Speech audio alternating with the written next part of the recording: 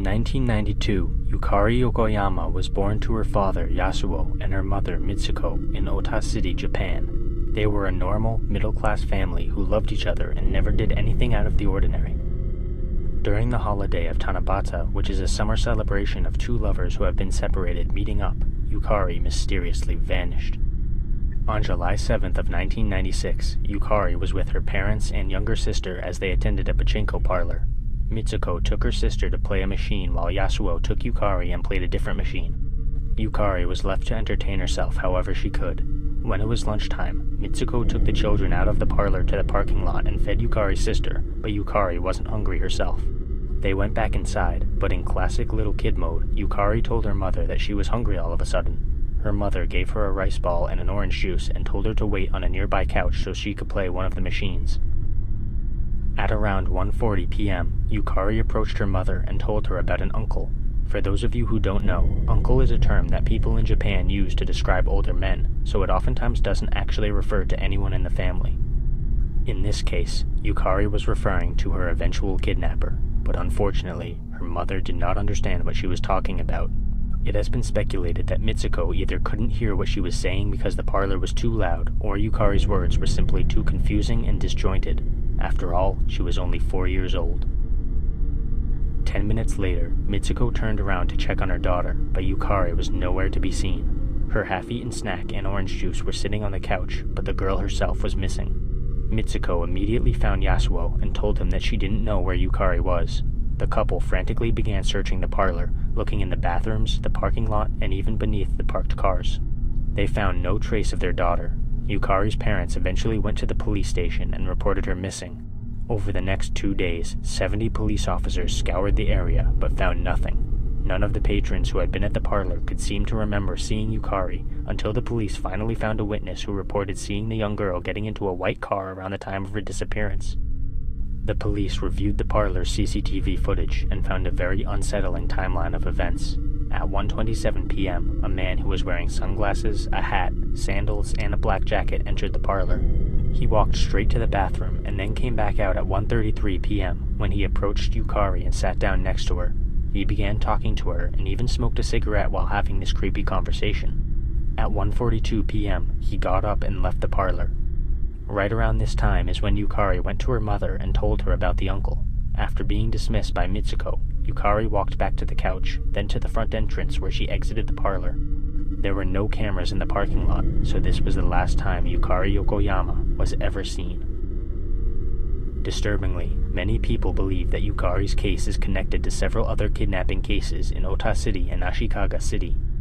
Since 1979, there were 5 cases of girls between the ages of 4 and 8 being kidnapped near the border between Tochigi and Gunma prefectures. 2 of these victims went missing from parlors just like the one Yukari vanished from, and all of the girls except for Yukari were found dead in or near a river. If Yukari's case truly is connected to these other cases, then I shudder to think of what became of the poor girl. Let this serve as a reminder to always keep a close eye on your children in public spaces. You never know what kind of people are out there, keeping some very dark secrets.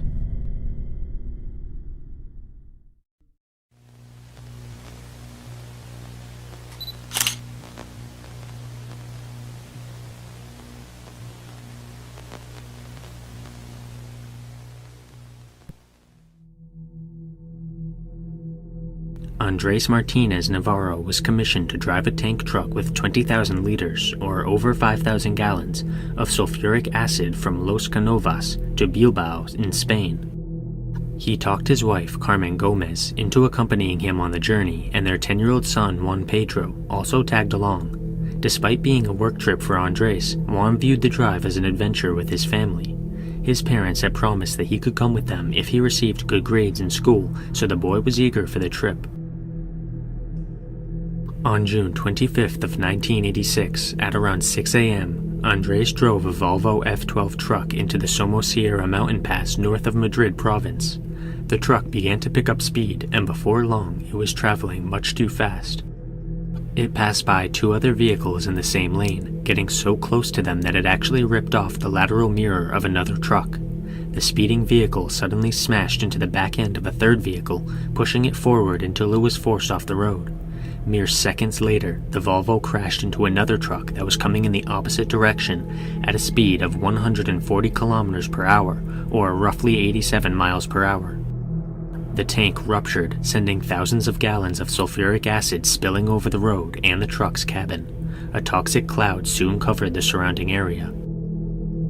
First responders arrived on scene and immediately realized that Andres and Carmen were dead. There was nothing they could do about them, so instead, they focused their efforts on rescuing the drivers of the other vehicles and pouring sand and lime over the acid to neutralize it. Their biggest concern was that the substance would reach the nearby Duraton River and cause an ecological disaster. They managed to contain the acid and save the other drivers, and only then did they enter the wreckage of the Volvo. They retrieved the dead bodies of Andres and Carmen from the truck's cabin, but Juan Pedro was missing. Dead or alive, the young boy was nowhere to be seen. Interpol would go on to dub this case the strangest missing person case in Europe. Investigators searched the cabin of the Volvo and found cassettes for children along with boys' clothing, but there were no traces of the boy himself.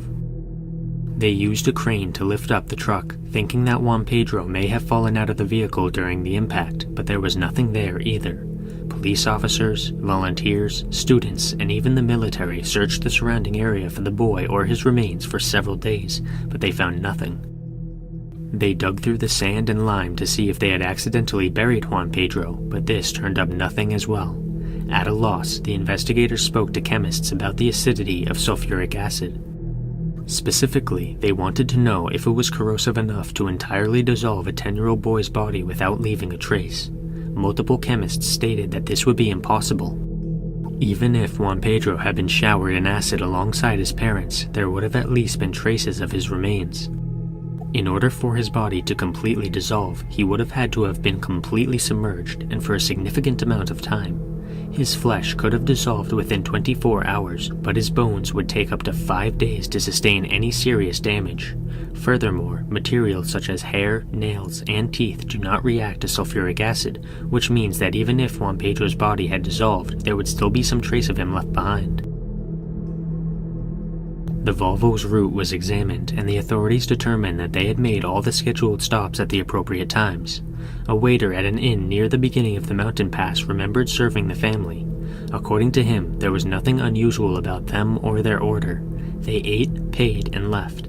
However, the Volvo's tachometer showed something very odd. On the ascension of the mountain pass, the truck made 12 very brief stops. The shortest of these stops lasted for less than a second. According to truckers who are familiar with that area, you only need 1 stop at most. 2 is simply a waste of time. There also had not been a traffic jam at the time, so there was absolutely no reason for Andres to stop the truck so many times. Furthermore, an examination of the truck itself revealed that the brakes had been perfectly intact. Most people had assumed that the brakes failed, but Andres had reached 87 miles per hour on purpose.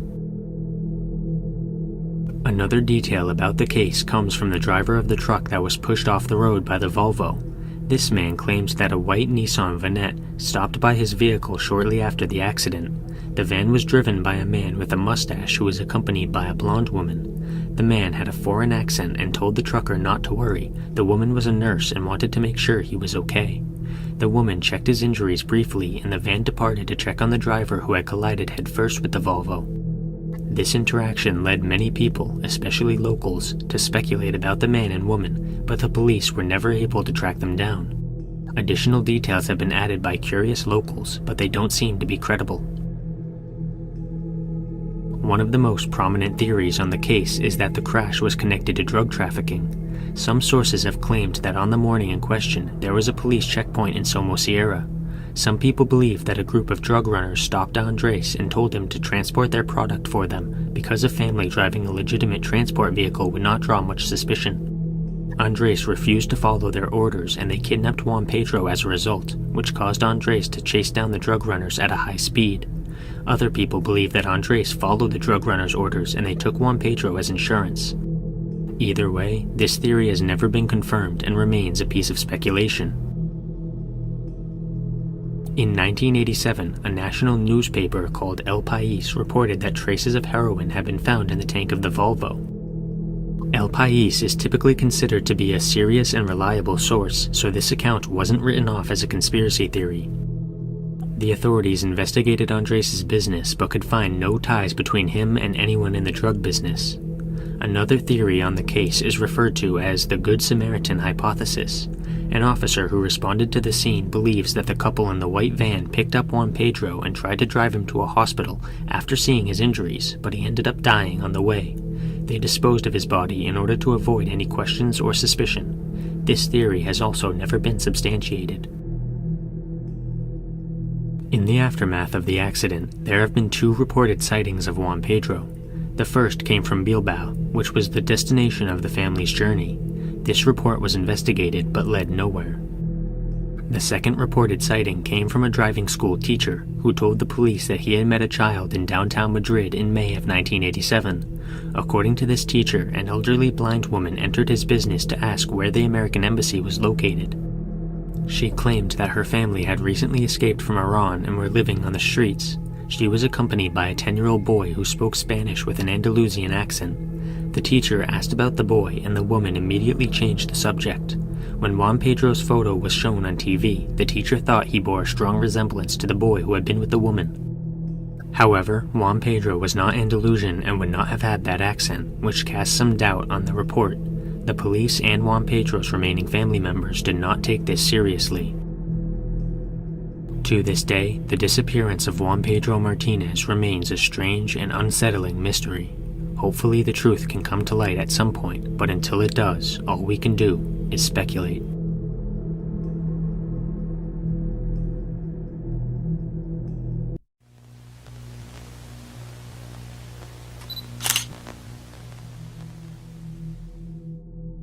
At first glance, you may think this is an innocent family photo.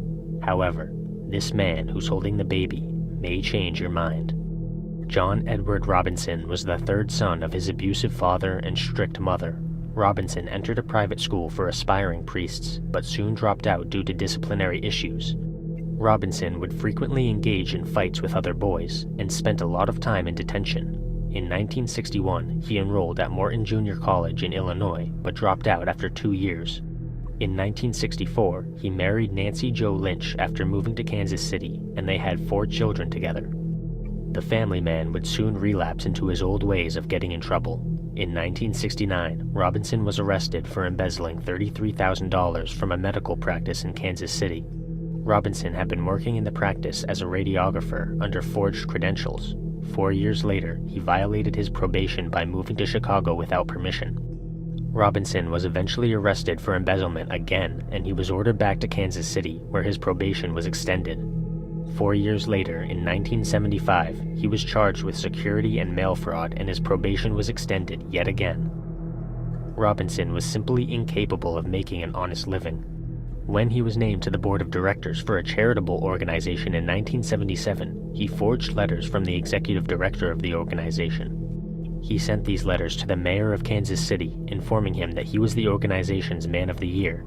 He threw an awards lunch in the mayor's honor. Robinson was arrested yet again in 1979 for embezzlement and check forgery. After his release from a 60-day sentence, he created a fake hydroponics business, which he convinced his friend to invest $25 in. He stole the money, but it's also important to note that the friend whom Robinson had scammed was married, and his wife was dying at the time this happened.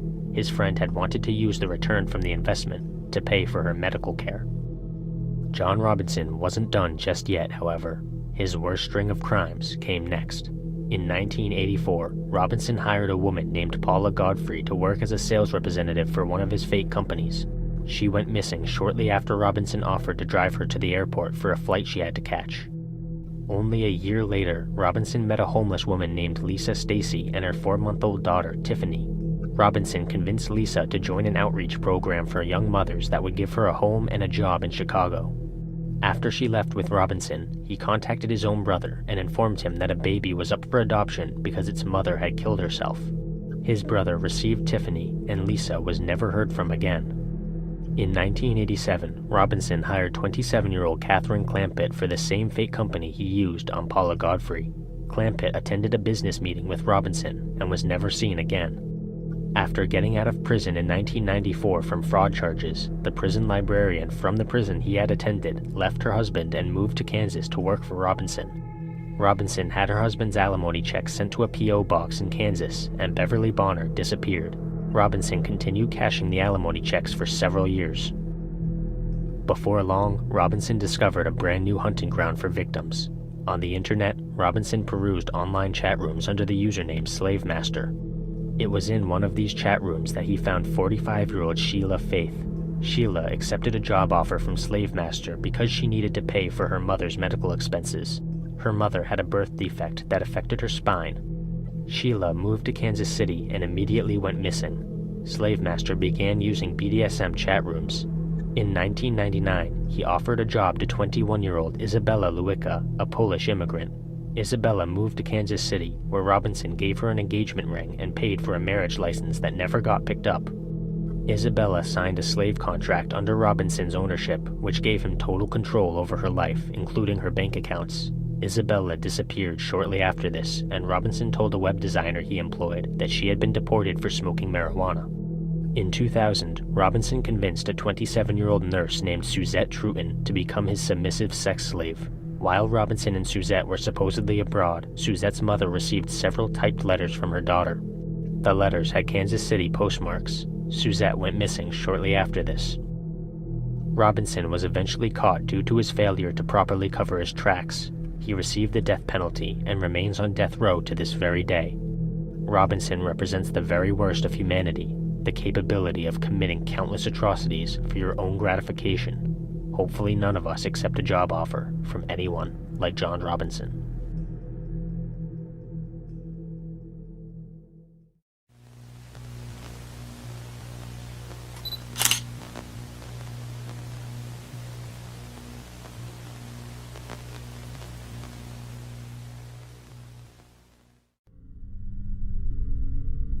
Deborah Wolfe was born on June 19th of 1957 in Blytheville, Arkansas. She eventually became a nurse and started working at the Fayetteville Veterans Administration Medical Center. She was described as dedicated, happy, and caring. Debbie's parents had gotten divorced, and her mother, Jenny, remarried to a man named John Edwards. Debbie had 2 older brothers and 1 younger brother. She lived in an isolated cabin on MacArthur Road, a short distance outside Fayetteville, North Carolina. There was a small irrigation pond near the cabin as well. On Christmas Day of 1985, Debbie spent the day with her mother and stepfather with various other family members. The holiday went well and nothing unusual happened. Debbie's next shift at the Veterans Hospital finished at 4 p.m. on December 26th, and she was seen driving home. It's unknown if she ever made it back to the cabin. Her next shift started at 8 a.m. the next day, but Debbie failed to show up. That was extremely unusual for her, especially considering she hadn't even bothered to call out sick first. Her coworkers attempted to call her home phone, but she never picked up. Eventually, her coworkers contacted her mother and stepfather, who drove to the cabin along with a family friend to check in with Debbie. Red flags were immediately raised once they reached the property. Debbie's 2 dogs, Morgan and Mason, were wandering around the front yard, and they appeared to be very hungry. Empty beer cans were scattered around the property, and it was a brand of beer that Debbie never drank. Her car was parked in a different spot than normal, and the driver's seat had been pushed much farther back than it usually was, suggesting that a person much taller than Debbie had last driven it. The inside of the house was no better. There were personal items everywhere, all across the floor and furniture. One of Debbie's nursing uniforms was on the kitchen floor, but it wasn't even the uniform that she had been wearing the previous day. The uniform she had been wearing had a coffee stain on it, and to this day, nobody has ever found it. Jenny and John proceeded to listen to Debbie's answering machine, where they found an ominous message. It was a male voice that was calling from the hospital. Hey Deb, missed you here at work today. Just wondering how you doing. If you're able to give me a call up here at the ward, I'm at the 8. Or I'll give you a call home tonight. You've been out a lot of days. You made me worry when you missed another one. I just want to make sure you're okay. Bye. Although the message may seem innocent at first, Jenny and John found it suspicious. It had been left on December 27th, and Debbie had worked on December 26th, so why had the caller said she missed a lot of days? She hadn't even taken off of work in a while. they finally decided to call the police and an investigation began. Law enforcement brought bloodhounds to the property, but they failed to turn up any new evidence. Jenny stated that she thought the search effort had been lazy. According to her, the deputies walked around the property but never actually looked in the pond. On January 1st, Jenny hired a family friend named Gordon Childress to perform a dive into the pond. Gordon stated that it only took him about 2 minutes to find 2 sets of footprints and drag marks in the mud. When he followed these marks deeper, he found a 55-gallon oil drum. Debbie had used a similar barrel to store firewood outside the cabin, but this time, it contained something much darker. Debbie's corpse had been stuffed inside the barrel. This is where the waters start to get a little murky. After Gordon found the barrel, Jenny contacted the police and they arrived at the property, ready to retrieve Debbie's body. They removed the corpse and left the barrel, telling Jenny that they would remove the barrel the next day. When Jenny asked police officers about the barrel the following day, they told her that there was no barrel. The police outright denied that a barrel had been found at the bottom of the pond. When the water level of the pond was reduced, no barrel was present. Gordon Childress insisted that there had been a barrel when he searched the pond, but the police told him that he had most likely seen Debbie's jacket ballooned around her in the water. The coroner performed an autopsy that revealed the cause of death to be drowning, but Debbie's family did not accept this. Her upper bronchial area only contained about half a teaspoon of water. There was no white froth, which is typical of drowning victims, and her eyes and mouth were both closed, which also contradicted the typical drowning victim. Furthermore, several abrasions were found on Debbie's fingers. Despite all of this, the police announced that the case was closed and Debbie had accidentally drowned. Jenny refused to accept their conclusion. The pond was very shallow and it had a slope, not a drop-off, meaning it would have been extremely unlikely for anyone to drown. When her body had been found, she had been wearing numerous items of clothing that did not belong to her, including a pair of men's trainers that did not fit and an army field jacket without a name tag. All of the clothes were also in great condition, which was extremely suspicious. The pond was very silty, but the clothing appeared to have been cleaned. The State Bureau of Investigation denied having cleaned the clothing. A short while later, a family friend named Franz Schoaf visited the cabin to feed Debbie's dogs. As he walked around the pond, he discovered Debbie's hat on the opposite bank from where she had supposedly entered the water.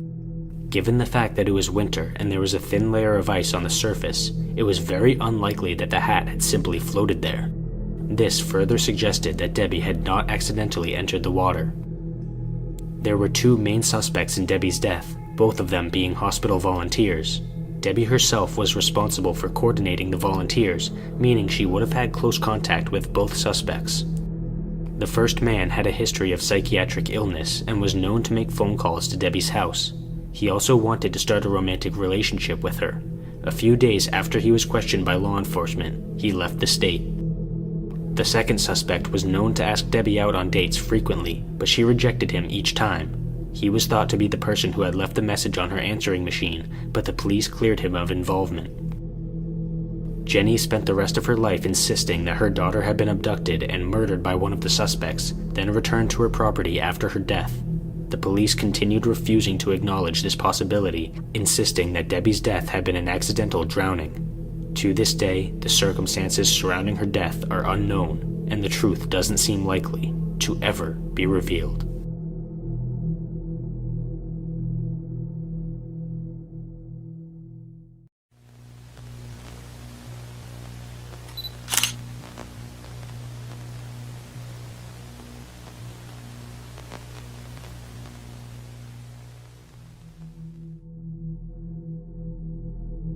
January 23, 1999. Teresa Chapisky and her family were attending the New Frontier Lanes bowling alley in Tacoma, Washington for a family outing. She had taken her 2-year-old daughter, Teekah Lewis, along for the day.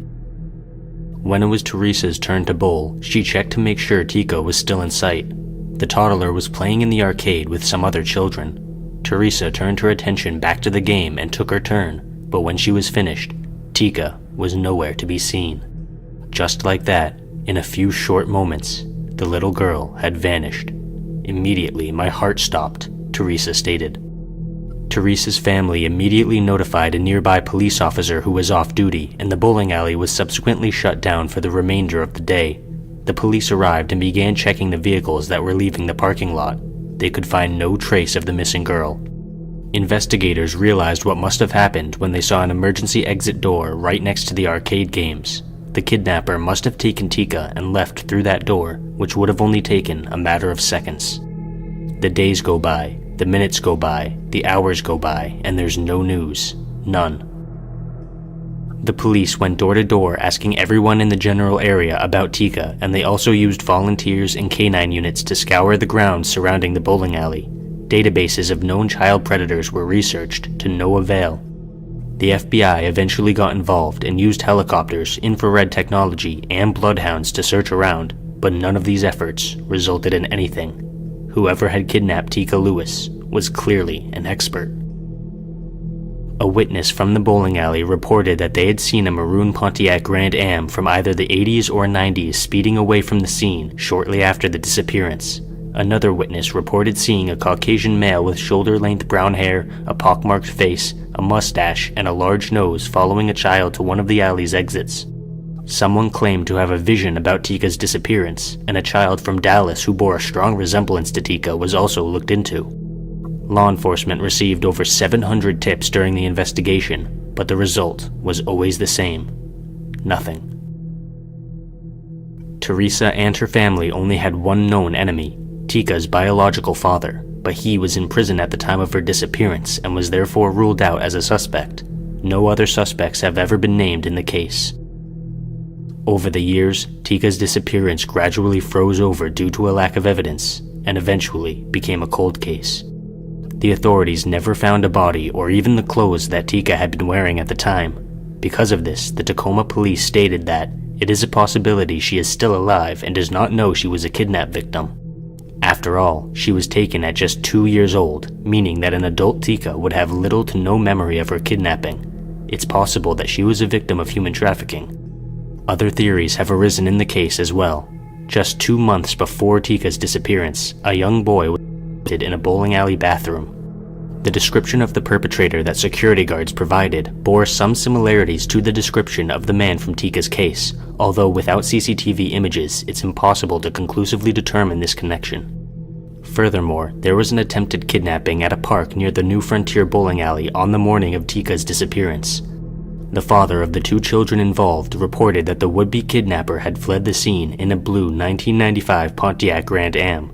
There has been some speculation that the witness who saw the maroon Pontiac at the bowling alley could have been mistaken about its color due to a lack of proper lighting. It's possible that this car and the man driving were one and the same, but this theory has never been confirmed. In 2022, the Tacoma Police Department released an age-progressed image of Teekah Lewis, which they distributed to local businesses. In 2024, Teresa and her family still maintain hope that Teekah will be found alive. I know it's been 25 years and some people give up hope, but I can't because I think my daughter's out there somewhere. On the 25th anniversary of Teekah's disappearance, her family gathered at the Tacoma Police Department for a press conference, which they hoped would reinvigorate interest in the case and possibly even generate some new leads. I don't want to go another holiday without Teekah, and so I'm pleading to the public now. I know somebody out there knows what happened to Teekah or knows where Teekah's at, and I'm asking for that person to come forward. Teekah's sister, Katarina Johnson, stated that she was the closest person I had to me at that time, so she's always on my mind. So Teekah, if you're watching, just know that your big sis loves you and I miss you, and I know that I will see you again. If you have any information about Teekah's case, it's not too late to come forward. Her family is eagerly awaiting her return.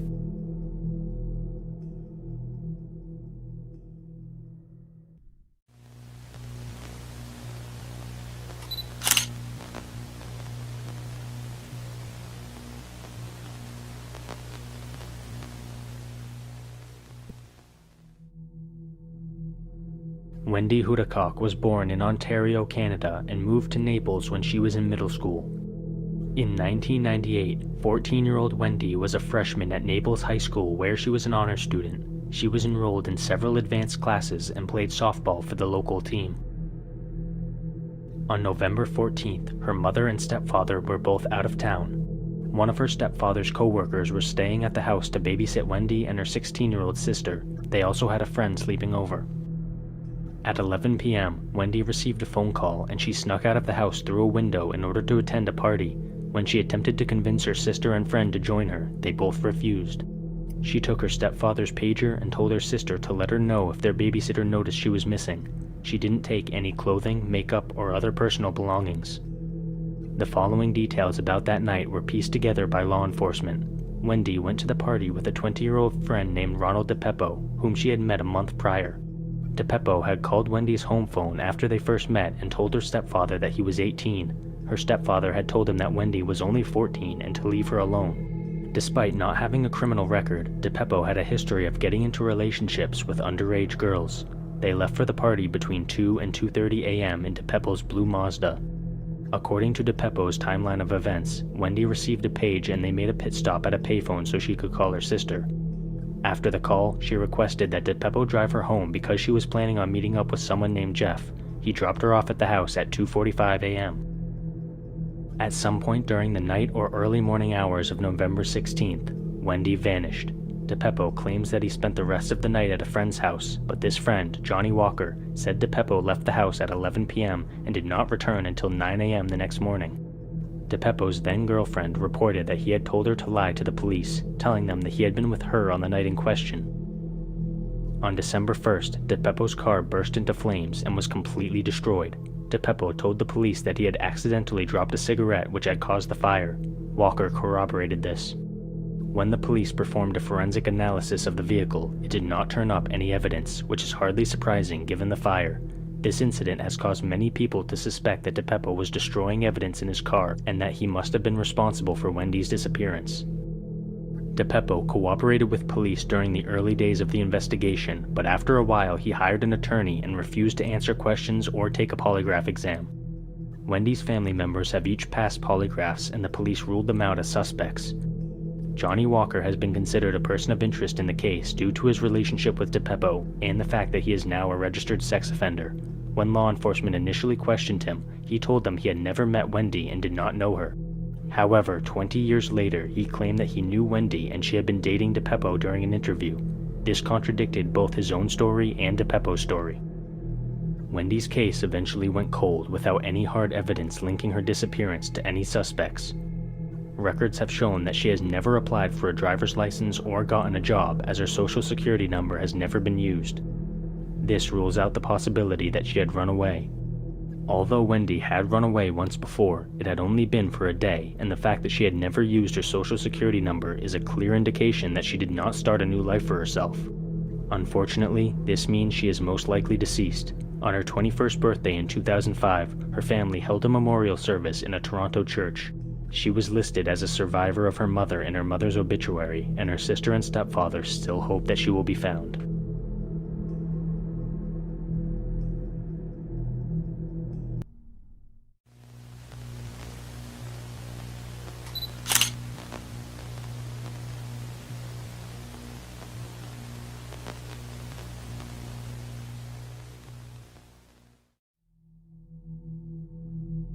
Rodney Marks was born in Victoria, Australia in 1968. He attended the University of Melbourne and later obtained a PhD from the University of New South Wales.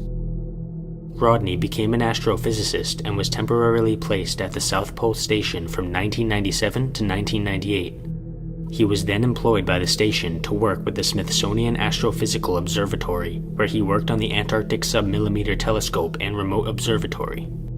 The project was run by the University of Chicago at the Amundsen Scott South Pole Station. At the time, Rodney was engaged to Sonia Wolter, who was temporarily working as a maintenance specialist at the station. Rodney had been diagnosed with Tourette syndrome, a neurodevelopment disorder that often causes tics, including unintentional physical movement and verbal outbursts. Rodney was described as outgoing, and his disorder would never have been a problem if he was stationed somewhere in Australia or another populated country, but the Amundsen Scott South Pole Station is located in one of the most remote and desolate parts of the entire world. The building itself sits on top of a flat sheet of ice with almost no distinguishable topographical features. Due to its location, the station gets very little sunlight and is therefore susceptible to causing depression and other negative emotional states. Maybe this is what factored into what happened next, or maybe it wasn't. nobody knows for certain. On May 11th of 2000, Rodney had been fixing a problem with one of the telescope's receivers, and he was walking between the observatory and the base when he started to feel sick. It wasn't serious at first, just a normal sickness, but that quickly changed. During the next 36 hours, Rodney visited the station's doctor 3 times. Unfortunately, the remote location of the base means that their medical capabilities are very limited. Despite the doctor's best efforts, they simply didn't have access to the resources that Rodney needed. On May 12th, 32-year-old Rodney Marks died with an undiagnosed sickness.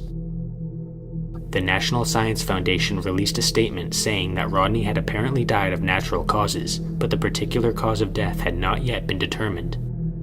A full autopsy could not be performed until the body was removed from the station and flown off the continent. For my viewers who live in the Northern Hemisphere with me, it might sound counterintuitive when I say that Rodney's death, which happened in May, was during the winter months. Unfortunately, due to the season, the body had to be kept at the station for almost 6 months before finally being flown to New Zealand. However, despite this time gap, a post-mortem examination revealed that the cause of death had been methanol poisoning. This discovery opened up several new questions in the case. Had Rodney consumed methanol unknowingly, or had he committed suicide?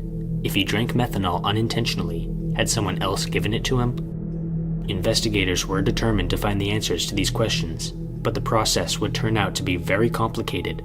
The Antarctic is not a normal continent with multiple clearly divided nations. Jurisdiction is a major issue in the Antarctic, and Rodney's case served to highlight the extent of this issue. Most American operations occur within the Ross Dependency Territory, which is claimed by New Zealand.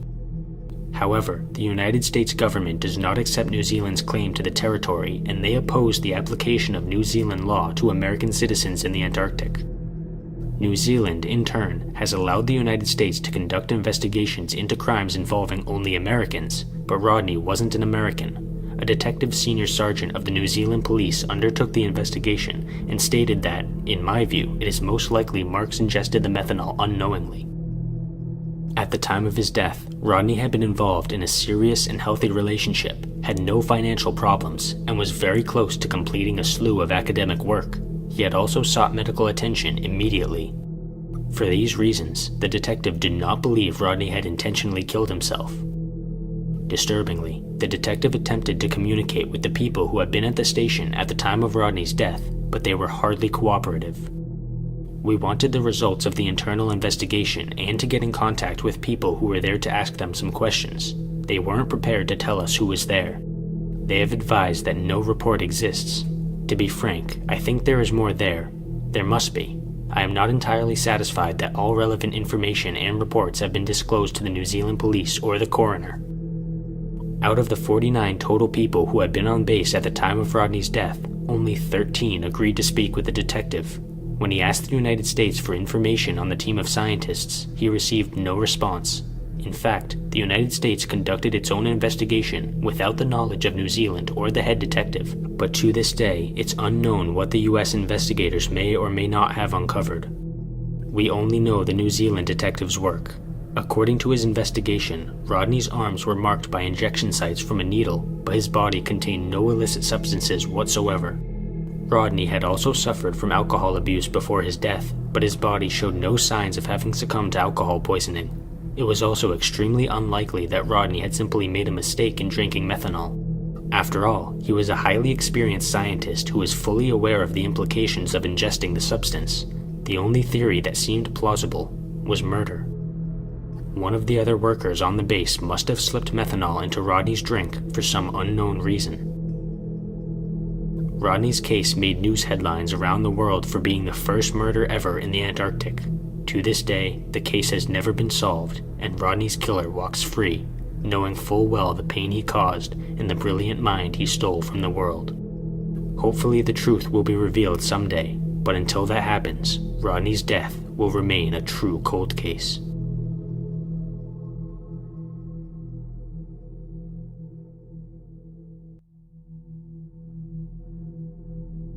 Terry Bevers, or Missy as most people knew her, was born on August 9th of 1970 in Graham, Texas.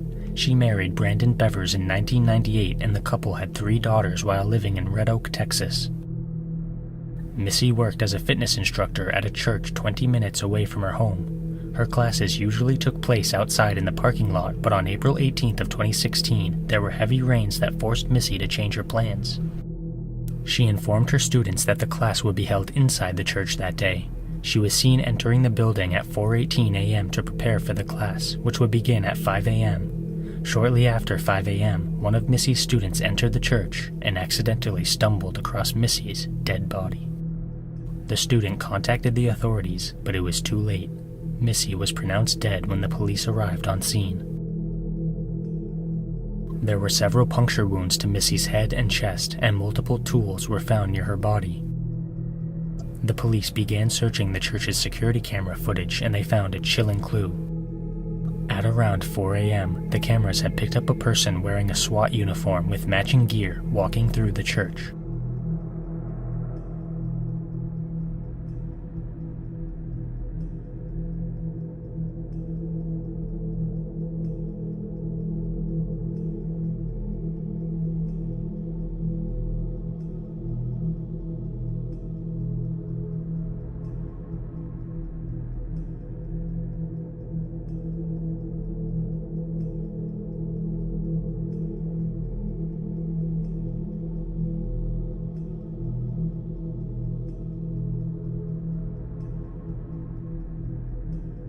This person immediately became the #1 suspect. The leading theory on Missy's murder is that she encountered the unknown person by chance and they murdered her on the spot. The suspect's gender is unknown, but they did have an interesting gait. According to the police, the suspect walks slowly and sometimes steadies themselves by grabbing the wall. They also appeared to have trouble using their right foot or leg. In 2021, the police asked a forensic podiatrist named Dr. Michael Nierenberg to study the way the suspect moves. Dr. Nierenberg stated that the strange gait was most likely caused by the gear the suspect was wearing, and it had nothing to do with any medical condition or the person's gender. One of the initial theories behind the case was that the motive had been robbery, but the police noticed that Missy's purse and iPad were both still inside the church. There was also nothing else missing either. The police had to switch to a new theory, and a warrant they filed stated that the killer had specifically targeted Missy, but tried to make it look like a robbery gone wrong. The warrant also claimed that the suspect had a cell phone that he used to track Missy's schedule and record the murder. Further warrants filed by the police alleged that Missy had received several creepy messages from an unknown male on LinkedIn.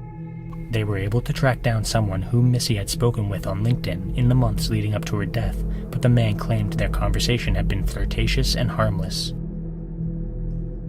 Missy's family members were all questioned during the investigation. Her husband, Brandon, and father-in-law, Randy, both had alibis that were confirmed. Both men had been out of state at the time. Randy had come under suspicion when he brought a bloody shirt to a dry cleaner, but he explained that it was dog blood from a fight he had witnessed. The police tested the blood and confirmed that it was from a dog. In May of 2016, the police announced that the owner of a Nissan Altima was a person of interest in the case. According to law enforcement, the car pulled into the parking lot of a sporting goods store near the church at around 2 a.m. on the morning of the murder, then left just a few minutes later. The police stated that the driver is not necessarily a suspect, but he may have seen something of value to the case. To this day, the owner of the vehicle remains unidentified, and nobody knows whether or not he has anything to do with Missy's murder. A reward of $10,000 for information helpful in catching the killer was offered initially, but that has since risen to $150,000. According to the police, they have received many tips, but none have ever led anywhere. Missy Bevers' murder remains unsolved to this day, and the person in this security cam footage walks freely amongst us.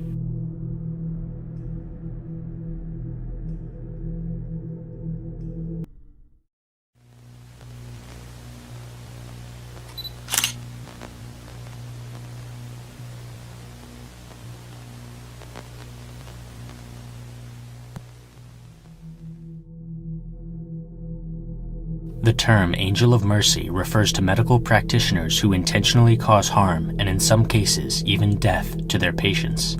Harold Shipman was born on January 14th of 1946 in England's public housing system. He was the second of 3 children, and his father was a lorry driver while his mother stayed home with the children. Shipman was very close to his mother, and her death devastated him when he was just 17 years old.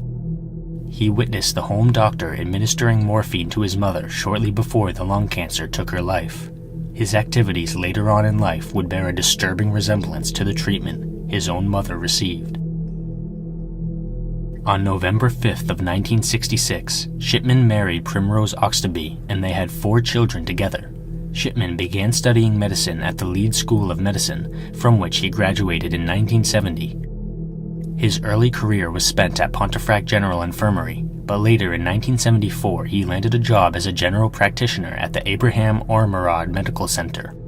It only took a year for Shipman to get caught in shady activities. He was fined £600 for forging pethidine prescriptions, not for any patients, you see, but for himself. He was made to attend a rehab clinic after this incident.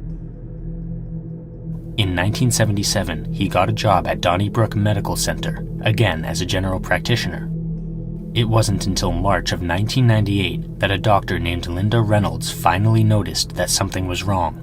She expressed concern to the South Manchester District Coroner about the unusually high death rate amongst Shipman's patients. There were also numerous cremation forms for his elderly patients. An investigation began, but the authorities could not find any hard evidence of foul play, causing the investigation to close on April 17th of that year. Several months later, a taxi driver told the police that he suspected Shipman of having murdered 21 people, all of them his patients. This driver had given elderly patients rides to the hospital on multiple occasions, and he noticed that the patients under Shipman's care would frequently perish. It was on June 24th of 1998 when the former mayor of Hyde, the town in which Shipman worked, was found dead in her home. The last person to see Kathleen Grundy alive was Harold Shipman. He had signed her death certificate and claimed that her cause of death had been old age.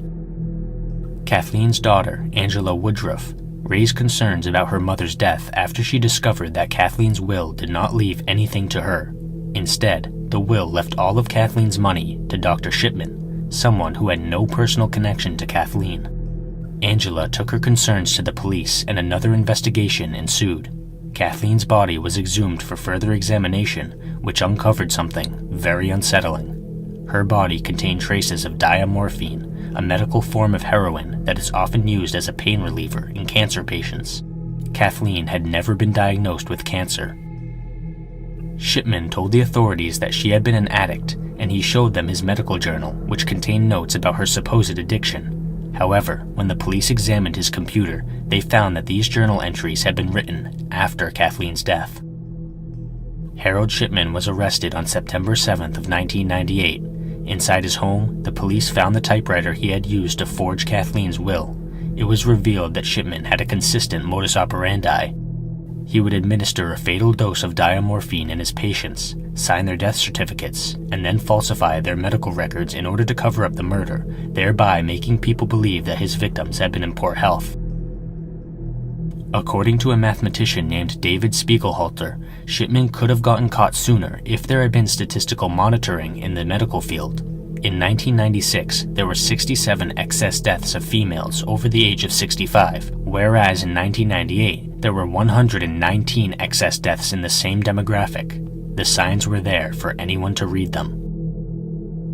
The trial began on October 5th of 1999. Harold Shipman was charged with 15 counts of murder via lethal injections of diamorphine. After 6 days of deliberation, the jury found him guilty on all charges, including an additional forgery charge. The justice sentenced him to life in prison without the possibility for early release, and he tacked on an additional 4 years for the forgery charge.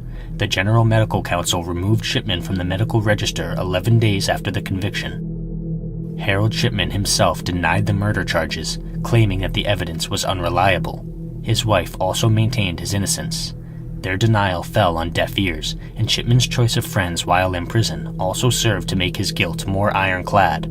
Shipman became close friends with a man named Peter Moore, a fellow serial killer who had taken the lives of 4 men in 1995.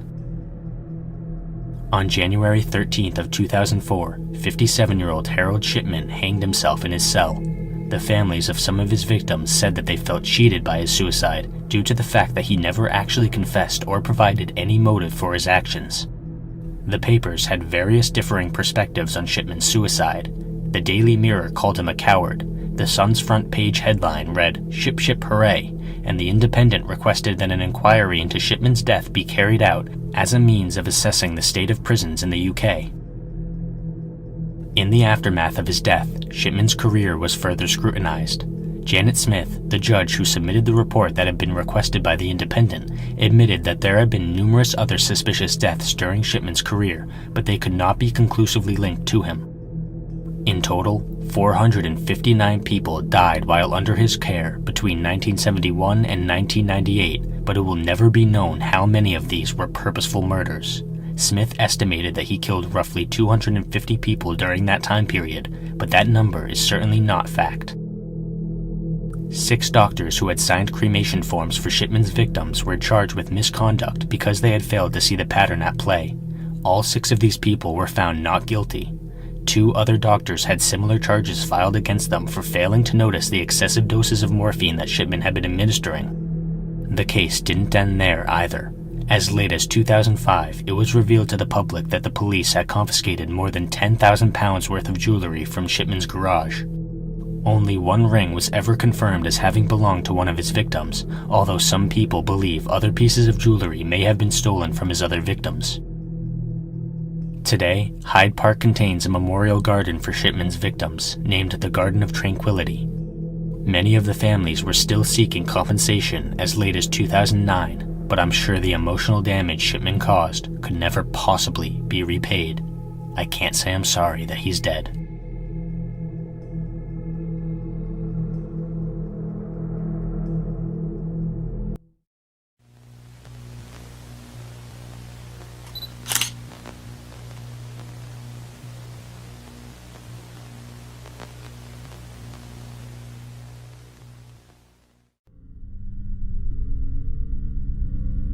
North Korea is one of the countries that is currently considered to be an axis of evil. The government is a one-party dictatorship where the Kim family has totalitarian control over the nation. Furthermore, the government forcibly ensures that its citizens worship the Kim family, which is commonly referred to as a cult of personality. To put it simply, the Kim family are the gods of North Korea. Any criticism of them is seen as blasphemy and results in brutal punishment.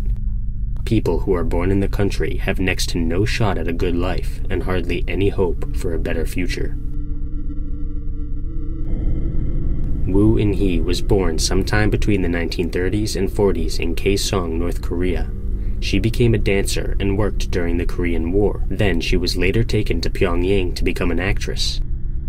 She was generally considered to be the most beautiful woman in North Korea at the time.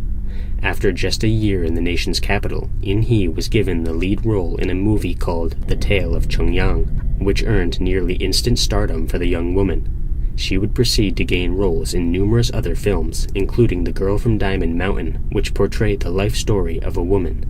In-hee was able to capture each stage in the character's life, displaying incredible range and talent. She was given the title of People's Actress for her skills. Sadly, her talents did not go unnoticed by the supreme leader. Kim Jong-il took a personal interest in the young actress, and he even granted her permission to travel to Czechoslovakia in order to study acting. This was a major event for a North Korean citizen. North Koreans are hardly ever allowed out of the country, so In-hee's circumstances were incredible. After returning to her home country, In-hee married a man named Yoo Ho-sun, who is generally considered to be the most gifted director in the country. In-hee and Ho-sun had 3 children together, all boys, but In-hee's success and fame began to show in unhealthy ways.